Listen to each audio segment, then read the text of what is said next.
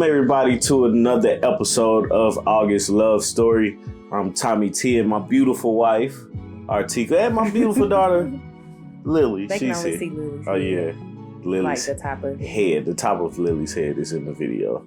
So what are we talking about today? the 5 love languages. 5 love languages.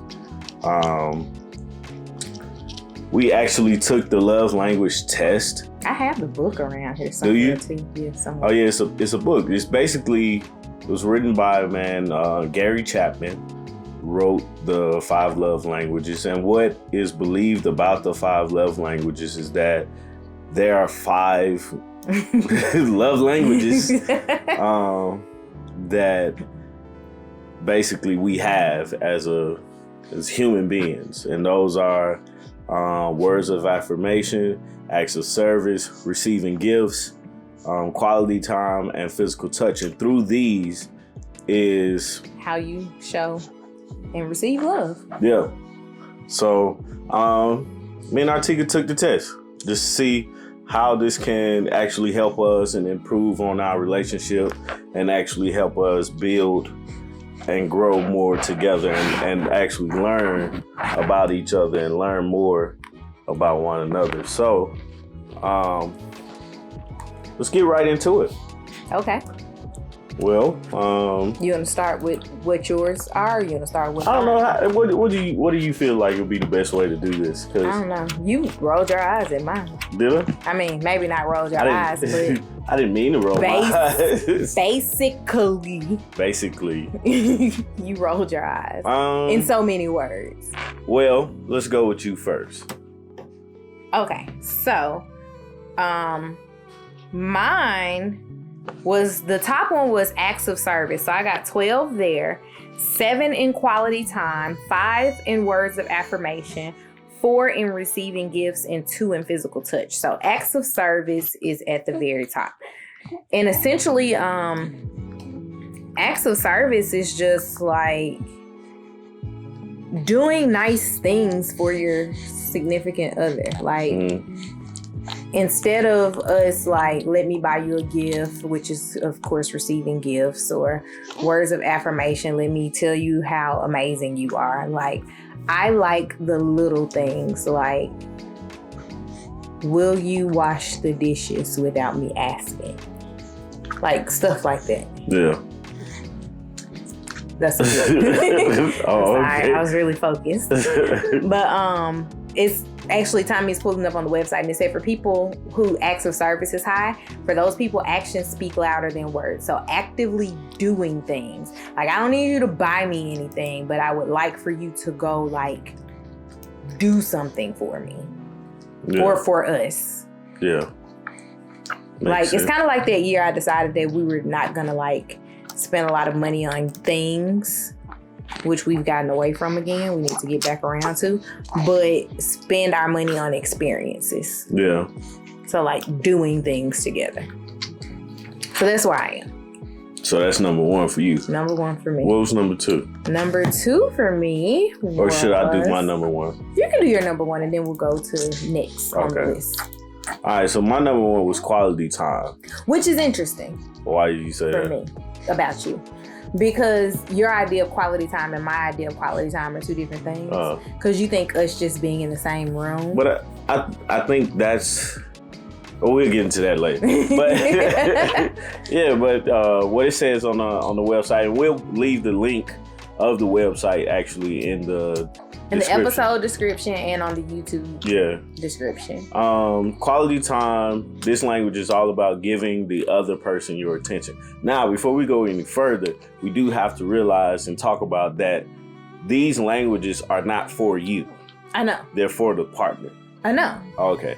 Just making sure. Because that was something that like I read about, and it was like, yeah, you got to remember that it's not for you, it's for your partner. So, but it's how your partner wants to receive things. Right. It's how you want to receive things. Right. And so your partner has to learn how to give you those things. Right. So yours will be quality time. Right. I have to learn how to give you quality time in the way that you receive it. Yeah. So got it. I got y'all get it at home? Right. I got an 11 at quality time. And I got 12 in active service. Yeah. So we were right there together.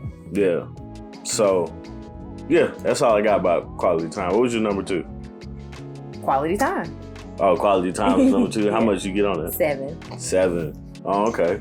I got acts of service for So we were very close. Yeah, we in the top we 2. definitely close to each other.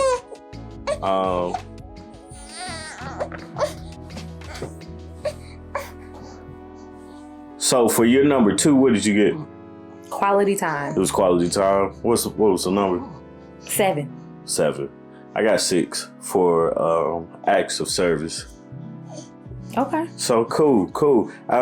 So what you get for number 3? I would say we're interchangeable, but not really, because I still believe acts of service is a lot higher on mine than quality time. Oh yeah. About one? Yeah, than yours. So I find that to be interesting that, our top 2 were like basically were the inverse of each other. Yeah. What was your number 3? Number 3 is number 3. words of affirmation. Words of affirmation. That's funny. Yours Why is you say- also words of affirmation. Is it? Oh yeah, Yeah. it is. What number you get? 5. You got 5. I You got 6. So this language uses words to affirm other people. So hearing that you're doing it, like basically hearing you like to hear you're doing a good job. And Keep it's up funny the good because work. we both only do that so much. Oh, I love it though. But we only do it so much. Yeah, that's true. With each other and with other people. I tell other people all the time, man. Just not me. No, I tell you, I'm proud of you and like you're doing good. I appreciate you and stuff like that. So yeah. What was your number 4? Number 4 was receiving gifts. Receiving gifts. Okay. And then What number 5. number did you get for that? 4. You got 4 for that. All right. What you get for the last Physical touch. one? Physical touch. So, for me, physical touch was number 4. Which that was a true surprise for me. Yeah, it kind of was a surprise for me too. And number 3 was receiving gifts. And so what physical touch is to this person, nothing speaks more deeply than appropriate touch. I think before having Lily, physical touch would have probably been higher on my list, because remember I used to always come home from work and be like, can I have a hug? Yeah. She like, I don't want nobody to touch me now. Yeah, now it's like, can we stop touching me? Like at church they had a holy hug and I'd be like, hold it. You pound. give me a smile. Let's do the little kiss. Yeah. Like, don't touch me. Now, I mean, like physical touch, it surprises me just because, like, I am a hugger, I am a touchy-feely person. You are a touchy-feely person. Yeah, I wouldn't so- say a hugger, but you're definitely touchy-feely. I'm definitely a hugger, man. You'd be like, hug it out, man. Hug it out. It's all right. Okay. And then receiving gifts is just what it is. For some people, what makes them feel most loved is to receive a gift. And that does not surprise me that it is the bottom for myself. Yeah. Just because I don't receiving, people ask me what do I want or things like that. And it's like most of the stuff that I want, I like figure out a way to go buy myself. Yeah. And if somebody that's true, because like for Christmas, my mom was like, you need to have your Christmas gift picked out by October, and it was like December 13th, and you was like, I know what I want. Right. It's like I don't like. She was like, sorry, missed your window. Right. Like I just if you gonna like it's not huge to me. Mm-hmm. For some unknown reason, but it's just me. And stuff like that. Yeah, when I get you gifts now, I have to like think really hard about what's something you wouldn't buy yourself. Yeah. Like when I got you the golf lessons. Right. I was like, Tommy would go spend money to play golf, but he wouldn't pay for lessons. Yeah. He would just go out there and swing. Right. So I was like, let me pay for lessons and that might be something that he actually uses. Yeah, which was a cool gift. I was really surprised and excited about that. So, so that's our love language. It's something to actually I'm gonna look into and pay attention to and work towards doing that and everything. So, on this test, what was your initial thoughts? On mine or on yours? Just in general, the whole love language. I've done it before, and I was surprised that my language has changed. Yeah. But I guess I shouldn't be that surprised that it changed, because it used to be words of affirmation, and now it's like, I don't care if I'm doing a good job. Stop touching me. Yeah. Like, that is literally my life. Like, stop touching me. And it's not you that I'm saying stop touching me to. This is mostly Lily, because she like has to touch. Thank you. Thank you, Lily. She has to touch. So my thoughts on it at first, when it was first presented to me, or somebody had told me about it, I think you might have said something about it. I probably did. I just was like, I don't want to do this. It's something that I really didn't think was real, and it was just a waste of time. But it really gives some good insight on yourself by the questions that they ask.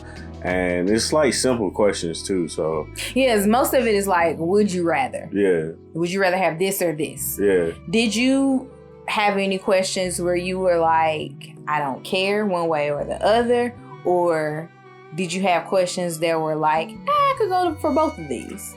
I had questions that I was like, I can go for both of them, but I had to just decide between these two, and that's what I kept getting. It seemed like they kept repeating some questions, and I'm like, dude, I already answered this. It definitely was like repeating some questions, but it was some that I was just like,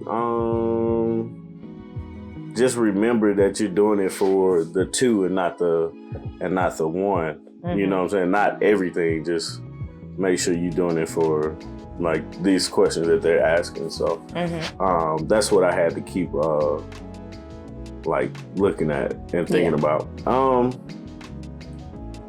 Are there any issues with the test or idea of the love languages? I think that one of my issues, or it's not really an issue, but one of the things that I would have done differently is if you thought about like yourself as a whole and not just yourself in your relationship, some of the answers would have been different.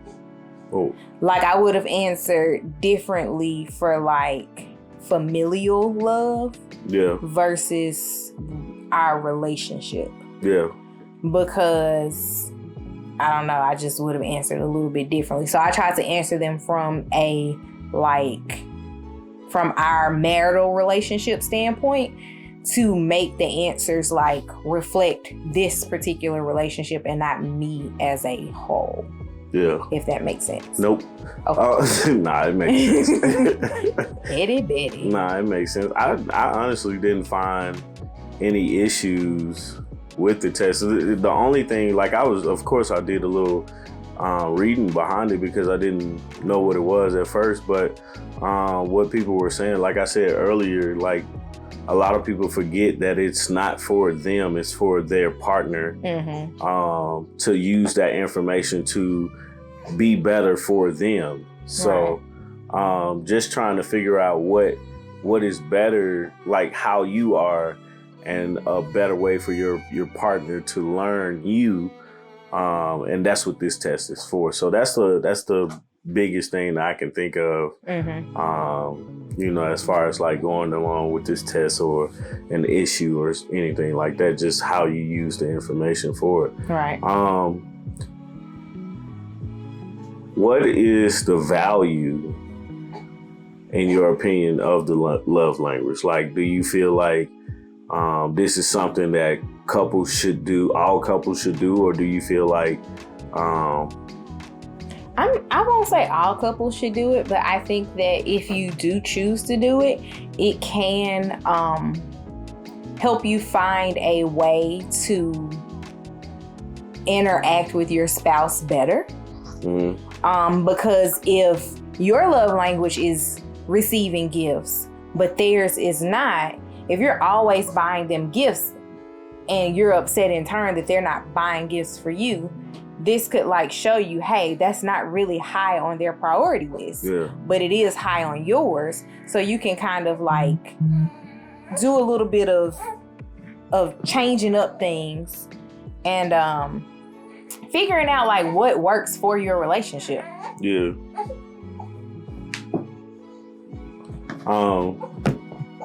What's your password? Oh. Could you look on the floor? Yeah. Oh, I got it. Okay, back.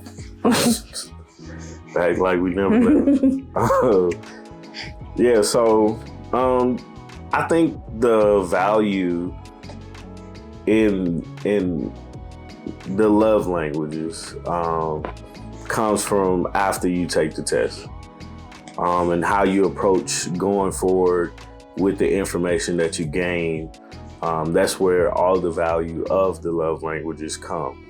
I could see that because, I mean, it's just like what I was saying. Like, you get to understand more about the person that you're with and intake that information and figure out what to do with it. Right. Like, now I know quality time is at the top of your list. Right. But at that, we have to figure out the best approach to quality time for the best approach to quality time for our relationship.